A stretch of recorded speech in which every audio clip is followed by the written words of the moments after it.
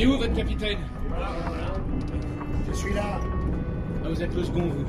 Le petit breton un peu pâle, il est où? Dans sa cabine, en train de vomir ses tripes. Il a un peu de mal, il y a de la mer. Intéressant pour un officier de marine. Je vous le fais pas dire. Vous avez besoin de mes gars? Ça va encore forcer cette nuit, j'ai presque tous les hommes en bas s'occuper des 4 chaudières. Ce serait pas mal d'avoir du renfort, ouais. Je vous préviens, on est des voileux, nous. Hein. Vous rappelez 1000 mètres carrés en 1 heure, mais on touche pas à votre saloperie de charbon. Et copier les pompes, vous savez faire? Ça doit être dans nos cordes.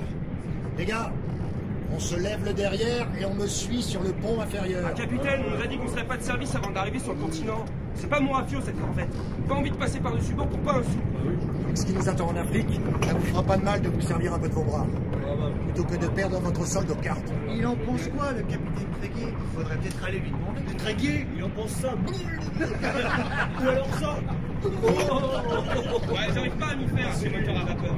On est en pleine tempête et on continue à garder le cap comme s'il se passait rien. T'es fou, c'est royal. On a pas perdu un nez depuis que ça cogne. On aurait déjà eu du dégât avec la voilure. Moi, je suis d'accord avec franchement. Au vent, on lui répond à coup de voile, pas avec du feu dans une chaudière. C'est pas Et naturel. quand ces demoiselles auront fini de papoter... Allez.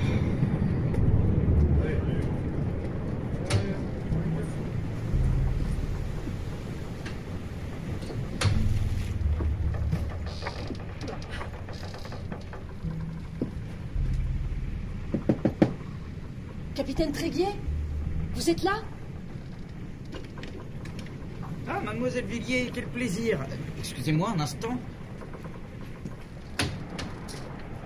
Ça ne me dérange pas de vous accompagner. Je souhaitais m'entretenir avec vous. Ah, vous avez meilleure mine tout d'un coup.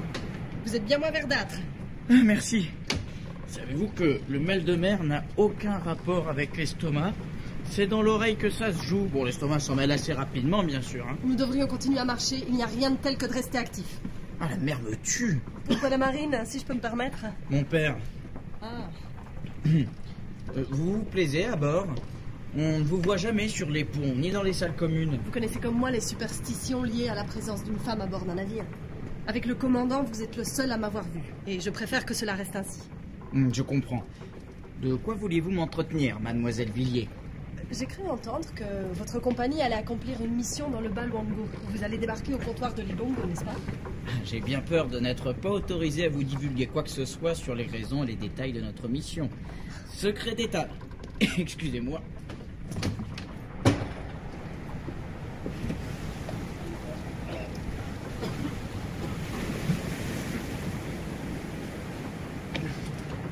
Que disais-je? Secret d'État. En effet, je suis tenu à la plus stricte discrétion. Nous allons au même endroit, donc vous vous verrez probablement descendre du bateau. Tout à fait exact. Ce secret-là, vous pouvez le connaître. Libongo, donc. Vous allez vous équiper là-bas et recruter des hommes pour votre expédition? Je ne dis pas que c'est ce que nous allons faire, mais c'est le meilleur endroit possible. Vous ne croyez pas? Ah, si, c'est un excellent choix. Vous connaissez le Luango? Bon, indirectement. Mon père a des intérêts commerciaux au Sénégal et il assure que l'avenir se situe plus au sud. Il dit même que le fleuve Congo est le nouvel Eldorado. Qu'en pensez-vous? Fleuve Congo? Le fleuve Congo, dites-vous? Mais personne, aucun Européen ne l'a jamais encore exploré. Jusqu'à maintenant? Tout va bien, capitaine? Vous êtes d'un verre? Attendez. Respirez ça. Ah, merci beaucoup. C'est remarquable cette mixture. Menthe et lavande en distillation lente. J'ai une passion pour la botanique. Quelle coïncidence. Je suis moi-même un féru d'histoire naturelle. Je suis particulièrement fasciné par les orchidées. Votre voyage en Afrique, c'est pour cela? Si seulement. C'est mon plus grand désir, mais où voulez-vous que j'aille, seul, par mes propres moyens? Non, j'ai été envoyé en Afrique pour recouvrer une somme d'argent considérable que je peux réinvestir comme bon me semble. Il n'est pas opportun, apparemment, que cette fortune revienne sur le territoire français. Bien. Et que puis-je faire pour vous? Je me sentirais plus en sécurité avec une escorte pendant la transaction. Une escorte fiable, composée de véritables patriotes, dirigée par un homme de qualité. Ce n'est pas dans mes ordres de mission, et je crains fort que... Rappelez-vous, capitaine, que je ne suis qu'une femme. Je peux sentir votre flacon. Je vous l'offre, il vous sera plus utile qu'à moi. Ça fait un effet fou. Tout bien pensé, nous pourrions dégager un peu de temps à Lubongo pour vous accompagner. Nous servons les mêmes intérêts, après tout. Parfaitement. Les mêmes intérêts. Vous ne pouvez pas savoir à quel point je me sens soulagée, capitaine. Il faut que je trouve un moyen de vous remercier. Je pourrais peut-être... Je viens d'avoir une idée d'investissement. Une idée qui devrait vous intéresser. Je vous écoute.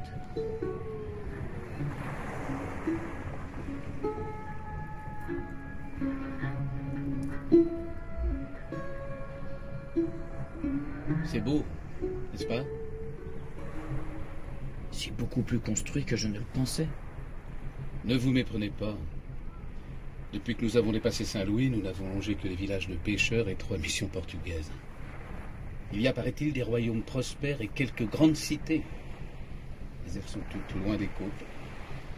Les peuples d'Afrique ne semblent pas attirés par les voyages en mer. Cela vous étonne?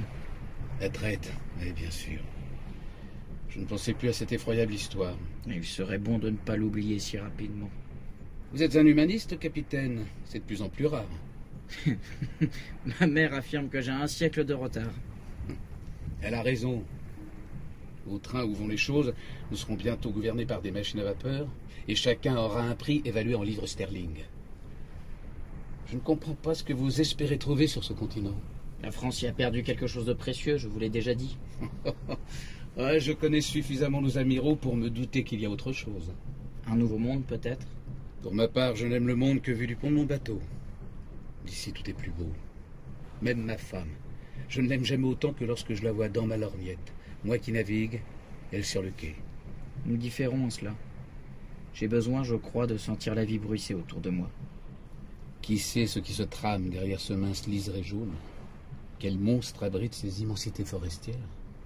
L'océan, lui, a au moins l'élégance de garder ses secrets sous la surface. Je vous promets de me méfier des monstres, commandant. Pour commencer, je vous conseille de vous méfier du drôle de bonhomme qu'on vous a assigné comme second. Le temps que vous avez passé dans votre cabine pendant la tempête n'a pas été perdu pour tout le monde. Nous avons reçu nos ordres de mission de très haut. Je ne m'inquiète absolument pas quant à la loyauté du capitaine Gabard. Puisque vous le dites, surveillez tout de même ce qu'il met dans le crâne à peine adulte de votre poignée de soldats.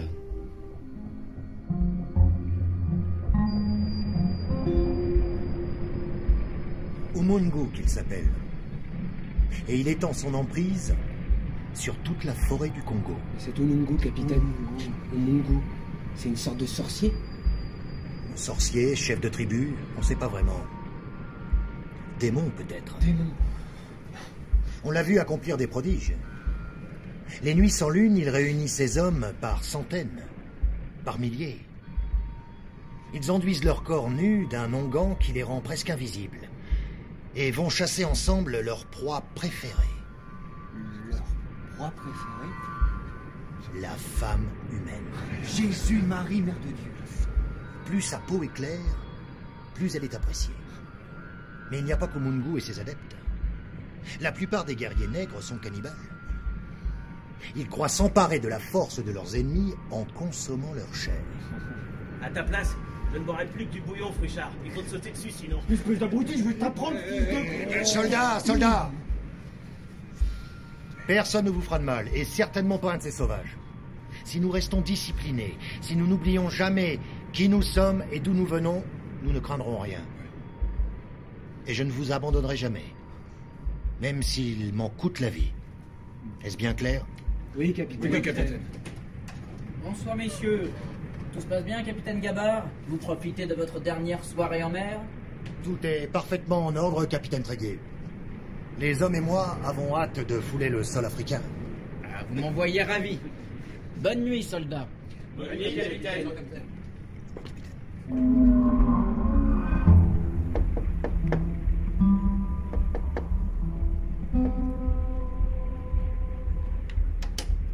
Capitaine? Je suis juste venu vous dire que j'accepte votre proposition, même si les mensonges qu'elle implique me mettent mal à l'aise. Vous pouvez encore renoncer, capitaine Tréguier. Je comprendrais parfaitement que vous ne vouliez pas vous encombrer. Chut, jamais de la vie. Grâce à vous, cette expédition va enfin prendre la dimension scientifique dont je rêvais. Je vous laisse. Nous nous reverrons à terre et sous une autre apparence. Enfin, je serai facile à reconnaître, évidemment. Oh, vous écriviez? Non. Si, mais rien d'intéressant. Du coup, rien à ma famille.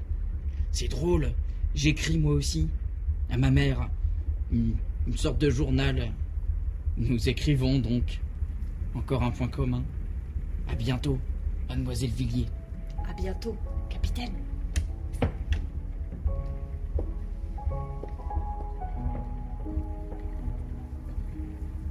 Avec elle, cette mission prend un sens différent.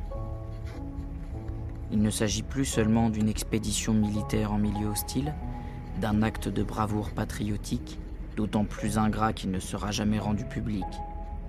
Nous serons deux à l'affût des découvertes que cette terre vierge peut offrir à notre connaissance du monde. Et que ne peut-on faire à deux? Quelle joie d'offrir à cette âme admirable la possibilité d'accomplir un rêve que son état de femme lui interdit d'atteindre. Elle vous plairait, chère mère, dès le premier regard. Elle incarne, par une audace qui perce à travers la réserve propre à son sexe, la quintessence de la femme française. Mon prochain courrier portera l'odeur des essences africaines. Votre Corentin. Post-scriptum. J'ai découvert dans mes malles l'exemplaire des métamorphoses que vous y avez glissé. Grâce à vous, et à Ovide, je pourrai me préparer à la possibilité de ma transformation en chimpanzé. Je vous en remercie. À l'attention de Monsieur François Kuipers, directeur du Télégraphe Wallon, Bruxelles. Intégré à l'expédition avec une facilité déconcertante. Leur capitaine est unique en son genre. Jamais rencontré un pareil ahuri. Débarquons demain. Espère que les fonds sont disponibles à Libango. Vous enverrez les 2 premiers articles une fois récupéré l'argent. Les Français sont vraiment des cloches.